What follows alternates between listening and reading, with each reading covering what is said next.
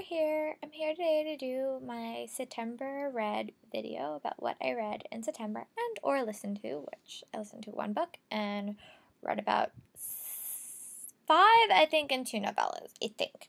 So the first thing I read in September was A Stolen Life by J.C. Dugard. I really like this. I gave it 4 stars. It's a memoir about the life of J.C. Dugard. She was kidnapped when she was 12 and lived in captivity for about 13 years. It's a really interesting story, and it was written in a really unique way. I read a lot of these recently. I read the Amanda Knox one, and I read the Elizabeth Smart one. This is probably one of my favorites. I think it was told in a very unique perspective, especially because she was taken when she was so young. But yeah, I was really happy with it, and I highly recommend it if you like books that kind of tell a heroic but interesting story. But yeah, I gave it 4 stars and I highly recommend it to everyone. If you guys want a more detailed review on it, just comment below. I know I don't normally review stuff like this on my channel, but if you guys want it, I'll do it. Just let me know. The next book I read was Thorn of Glass by Sarah J. Maas. I will link my review below for this because I did a full non-spoiler review of it. I really liked it. I gave it 4 stars. It was a little bit weak and a little bit slow at points. I was also reading this when I was in school for the first week, so maybe that was it. I was doing a lot of reading that wasn't Thorn of Glass, but I really liked it, and meeting her really made me want to finish the series. So yeah, I'm really excited to see where the series goes, and hopefully in October I can read Crown of Midnight and maybe Heir of Fire. The next book I read was The Iron Trial by Holly Black and Cassandra Clare.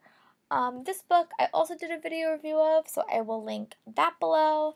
I read this and I loved it. I gave it 5 stars. It had a lot of, throwbacks to Harry Potter, which I really liked. I know if that's not everyone's thing, but to me it was a really nice homage and it still had a really unique elements.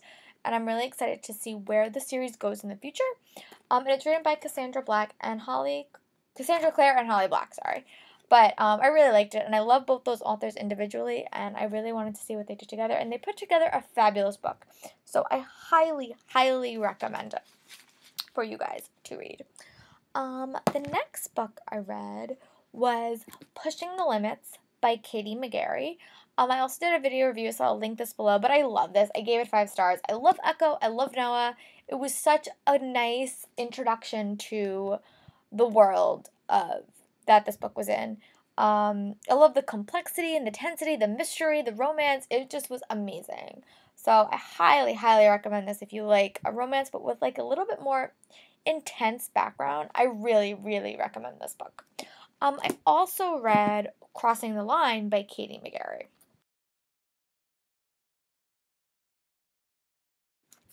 I really like this one as well. I gave it 5 stars. I just did my video review of it, so I'll link that below when it's posted. But I really liked it. I love the romance between Lila and Lincoln. As I said in my video, I think that these characters are 2 of my favorites that I've read by her so far. But yeah, I really, really, really enjoyed it, and I highly recommend it if you're a big fan of the Pushing the Limits series. It gives a little bit more information about a character that was introduced in Pushing the Limits named Lila and her, hopefully, boyfriend Lincoln. Throughout the month of August and September, I was listening to Alexandra Bracken's Darkest Minds. In the Afterlight is coming out in October, and I wanted to reread and listen to the whole series because I have neglected to read the novellas. So I wanted to read everything in sequence so I could get the full experience of the series, and I loved it. I love the voices. I love the characterizations. It was really good. I highly recommend you listen to it if you haven't already. It was really good. And after that, I read the novella for the first time called In Time.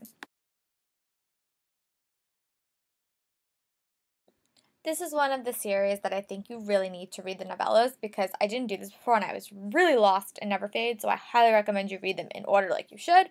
But I really like seeing more of the characters that were introduced, meeting some new characters, learning more about characters we knew in Darkest Minds, and I'm really excited to continue with the series and listen to Never Fade, which I'm in the middle of listening to right now. But yeah, it was a really good novella, and I highly recommend it if you're already invested in the Darkest Mind series or not really sure if you want to read the rest of it, because I thought that it was a really, really good novella. And the last two books I read, I'm currently in the middle of reading, so I'm not quite done yet.